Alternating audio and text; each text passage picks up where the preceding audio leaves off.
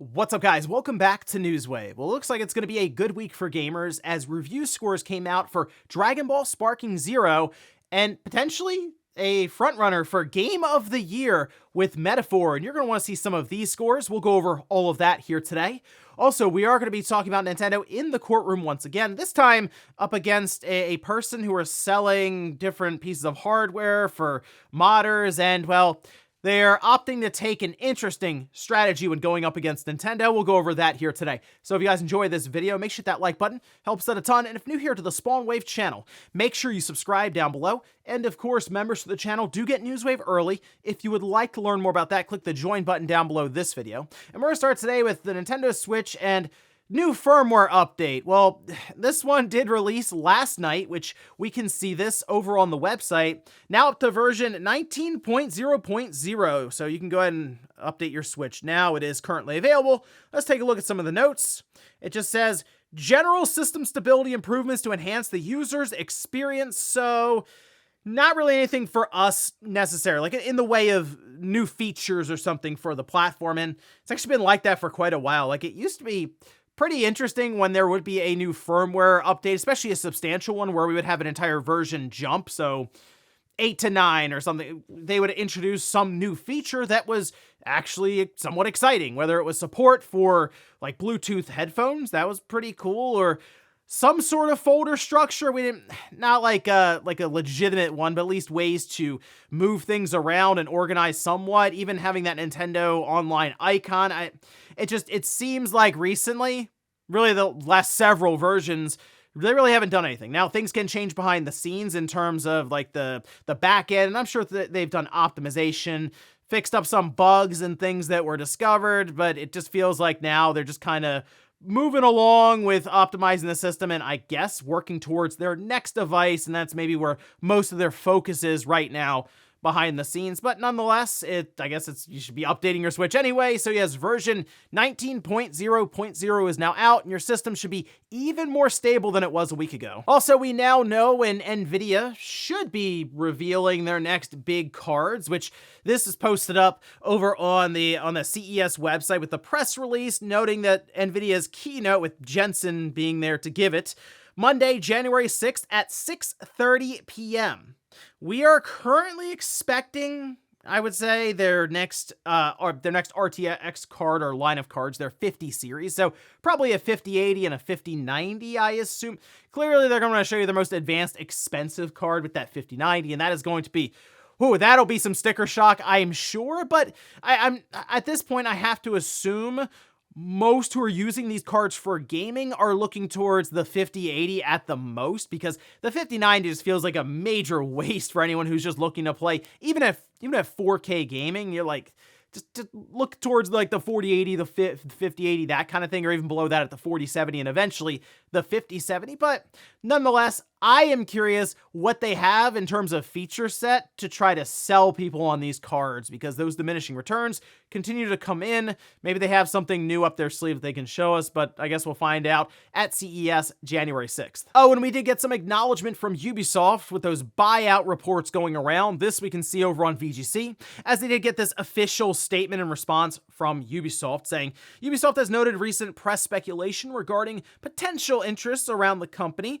It regularly reviews all its strategic options in the interest of stakeholders and will inform the market if and when appropriate. So basically, yes, that is something we're exploring. We're not necessarily ready to make any formal announcement, because if they made any kind of slight announcement that's an official one, it would heavily rock like their stock. Like it would change completely, right? Like it'd probably jump up, as we saw just based on that report, it go up 30%. Like probably much more even so than that. So until it's something that they are prepared to actually do really quickly as well, they're not going to make any kind of serious announcement, just like, oh yeah, we're exploring all options. But something tells me that buyout is probably more likely than ever right now based on their current performance. And guys, with some of the quick news out of the way, let's get into the bigger stuff. Let's start right away with review scores for Metaphor, and we'll actually circle back around later on the show for Dragon Ball Sparking Zero. But Metaphor, leading into its release, it was a little quiet. I mean, we had some people who were excited for it, but now, after the review embargo lifted and the demo came out, there seems to be a lot of hype around around this, and seems to be warranted, because if we take a look over on Metacritic currently, it's sitting at a review score of 94. That immediately makes it one of the highest rated games of the year. Astrobot, of course, also a 94. It's worth noting, I guess, that on the Xbox and PC, it's at a 92. The PlayStation 5 is highlighted here because it technically has the most reviews out of the 3 platforms. But even then, it's 31 reviews. I guess between all 3 of them, technically it's like 70-something reviews, but this is a longer game. I mean, some of these review scores, if we just take a look, they're all positive, by the way, on the PlayStation 5, but there are many, many perfect scores. Some of them noting 100 hours or so, like no sweat for this game, which, hey, if you're someone who's just seeking out value, it's there you go. You'll get a lot out of it. And it does keep getting compared to things like, obviously, Persona, but they really cast more of a high fantasy sort of setting, and it does get out of the classroom, which I know there are many people out there who are like, the classroom stuff wasn't doing it for me. It was kind of a slog at that time. This still a lot of the essence of Persona, but completely getting away from that. They do mention, for example, noisy pixel between the addictive gameplay design, endlessly strategic combat, and gripping narrative propelled by a compelling cast. This is an undeniable must-play that's guaranteed to be Atlus's next big hit, and this is really important for Atlus. While the Persona series is, just very strong right now, they also want to be able to make brand new IPs, and now it appears they have another one with Metaphor ReFantazio. It's impressive stuff with what Atlus has been able to do alongside of Sega, obviously, here. I think Eurogamer says, Persona veteran Atlus flexes its expertise with a fresh take on high fantasy. What it lacks in subtlety, it makes up for in grandeur and heart. So, I do want to play this game. Okay, I do. I started up the demo. I'm about 2 hours or so into that, and hey, if you just want to try the game, the demo itself, you could sit down and play apparently for like 6 to 8 hours. It's the reasonable game length most people are pointing towards. You can make it last longer by, I'm sure, exploring all bits of it, or turning up the difficulty and just taking longer for some of the battles, but for the most part is a sizable demo that then leads directly into the game as your save data carries over. So I recommend checking it out there and seeing what you think at that point. It's available on all the different platforms it's on: Xbox, PlayStation, and PC. There's also some confusion for this game on Xbox. It's not technically on Game Pass, but it is Xbox Play Anywhere. So if you buy it on Xbox, you could technically then download it on PC through the Xbox app on your PC. So I guess not through Steam, but still, it is a nice benefit there to at least have that option, but it seemed to get people twisted up a bit, maybe with the Microsoft and Xbox marketing. Not a Game Pass Day 1 release, but who knows, in the future, it potentially could go to Game Pass, as of course we saw all these Persona games go in later on, so we'll see with that one. But yeah, here we are now with another highly rated game that, at this point, you start to kind of line up the pieces for a lot of these 90 rated games and what we could expect to be going up against each other at the end of the year for the Game Awards. But we still have many other games coming up that potentially could also be rivaling some of these scores, so exciting stuff. Seems like the end of the year is going to be jam-packed with all kinds of stuff for gamers, and that's an exciting thing to see. Next up, let's talk about a surprise announcement for a sequel to a game that is now 10 years old, which I saw that, I said, wow, it really has been that long since the first Alien Isolation release. Notice I say first Alien Isolation. Well, now we have a sequel to look forward to. It's an official announcement from Creative Assembly, and yeah, October 6th, 2014, this game came out. I played it on the Xbox One, and it was such a unique experience at that time for the Alien franchise, where before that it was mostly run and gun, blasting away a bunch of aliens. This one made you feel powerless and really really embedded that sense of fear and just uneasiness constantly. And it also had some of the best jump scare deaths ever with just getting found and then immediately destroyed by the xenomorph. But we can see this is posted up. This is from Al Hope, who is the director on Alien Isolation and Creative Assembly. They say, whether you're a nightmare mode veteran or stepping into Amanda Ripley's shoes for that thrilling first attempt, we wanted to express our deep gratitude. It was a dream project brought to life by a brilliant team, and the reception you have given it over the years is extraordinary.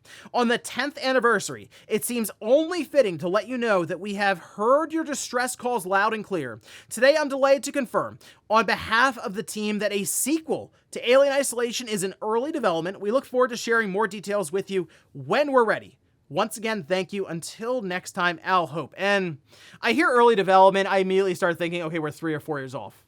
Like that might be optimistic. So there's a chance what we're hearing about now is either end of generation for like the PS5, Xbox Series, or beginning of next generation. Again, depends on how long it's going to take from here in early development for it to release. Could also be that cross-gen period, because even Alien Isolation, while it came out on like the Xbox One and the PS4, it still got like a Switch port later on, which is actually a very good Switch port. So in that regard, it has popped up across different generations technically.